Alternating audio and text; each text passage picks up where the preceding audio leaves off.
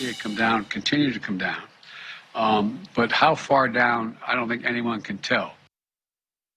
That's President Biden today on his plan to release oil from our strategic reserves. As you can tell, he isn't confident that we'll lower gas prices long term. Let's face it, he's in a bind. Gas prices are near record highs. His approval numbers are near record lows, and the midterm elections are just a few months away. But let's get back to what he decided to do today. Think of the name, the Strategic Petroleum Reserves. Emphasis strategic, not political. We started reserving oil under President Gerald Ford in 1975. Once Jimmy Carter came into office, we learned just how valuable and important that idea was. Many of you remember pictures like this, long lines at gas stations because of a gas shortage. The Arabs were embargoing oil. They were using oil as a weapon. Things got pretty dicey for the United States. Today, we can store more than 700 million barrels of oil in the SPR. It's made up of 4 sites along the Gulf of Mexico. At current consumption, that's about a month's worth of American oil. The idea is to give the president options. Let's just say, for example, there's a war with a major energy producer that gets out of hand. Let's just, for the sake of argument, say there's a war with Russia, perhaps like the proxy war that we are in right now. Let's say as things escalated, that country started blocking oil tankers from getting to America. Just an example. The strategic reserve is there to give the president options so no country can hold American foreign policy hostage with oil. But once the government decides to release the oil, as we have done, it's gone and then sold competitively on the open market. The president today says maybe not worry about the foreign policy implications because big oil is still profiting off high prices and could supply more oil if they wanted to. But some companies have been pretty blunt.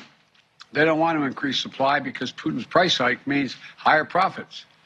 One CEO even acknowledged that they don't care if the price of a barrel of oil goes to $200 a barrel. Part of the White House's talking points on this is that there are 9,000 unused but approved permits on U.S. federal land. And the White House complains that American companies just haven't started drilling enough here. With that, we bring in a domestic oil producer to explain. Chris Wright, chairman and CEO of Liberty Oilfield Services, with us now.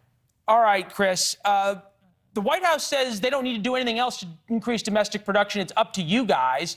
Could you replace all of this oil that's being taken out of the Strategic Petroleum Reserve? Oh, it would take time to ramp up, but there's no doubt American could grow our production by 1 million barrels a day. In fact, that'll happen over the next 12 to 15 months. But that's very different, adding the flow of oil, than just drawing down your bank account from the Strategic Petroleum Reserve. Yeah, I agree with you. I think it's a mistake. We're not in an oil shortage right now. Russian oil is still flowing to the marketplace. This is a politically driven move to try to lower gas prices, gasoline prices, and it probably doesn't work very well. Yeah, at least historically, when there is sort of a rise in the prices because of a crisis, not because of a supply shock, it doesn't really lower oil prices very much. It certainly doesn't lower gas prices very much. But Chris, this brings up sort of this next point, which is the White House keeps saying, hey, domestic production is a function of the free market, not a function of the White House's policy. Where do we get this extra oil from if they're right that domestic producers are going to produce what they are? We can't get it from Canada because of Keystone XL. Getting it from Venezuela is almost like getting it from Putin. Why can't domestic producers ramp up more? Well, they are ramping up, but of course, this administration for 15 months now has done everything possible to make it risky for us to drill more. You stand up a drilling rig, you employ a bunch of people, you've got to believe you have a future for those operations. We've said we're not going to issue permits on federal lands. There's all sorts of new regulations from FERC, the SEC, PHMSA, EPA, the Department of the Interior. There's all sorts of things there that make it risky. You might get these permits, but you might not get the next 10 that you'll need this fall.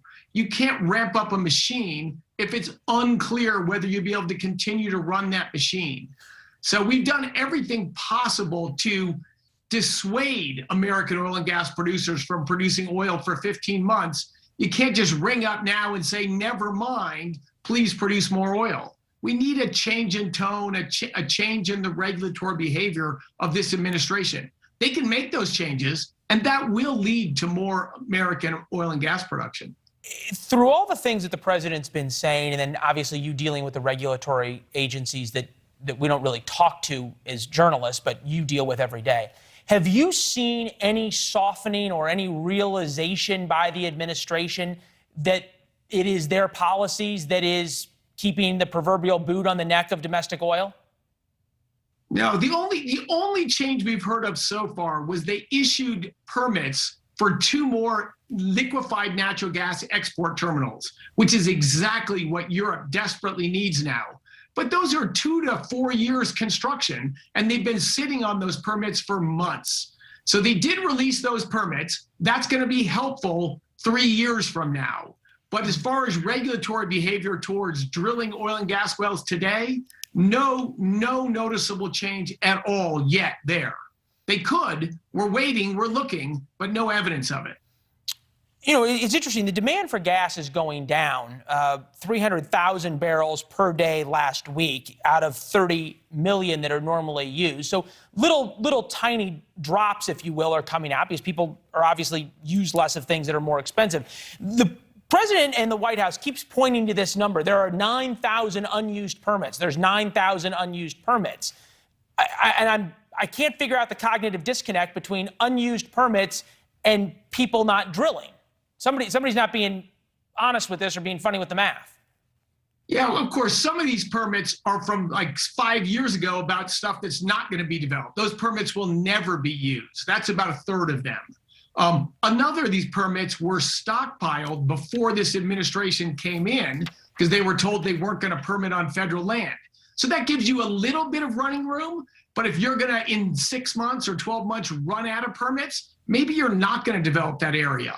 Others are permits in areas that they make sense to drill if you know you can build pipeline and takeaway to get that product to marketplace. But if there's threats around all of those things, you're just less inclined to take risk. There is increased activity. American oil production is growing. American natural gas production is growing, but not nearly as much as it would without this sort of regulatory dagger and constant demonization of our industry. That is going to yield less activity in all circumstances. Yeah, and you make a really excellent point in terms of the money you risk is your own. The administration gets to change their political calculus whenever they feel like it. So it's really not a fair fight that you all are in. Chris Wright, CEO of Liberty Oilfield Services, it was great to see you. Thank you very much. Thank you, Leland. Thanks for watching. Click the red subscribe button below so you can get more of NewsNation's fact-driven, unbiased coverage.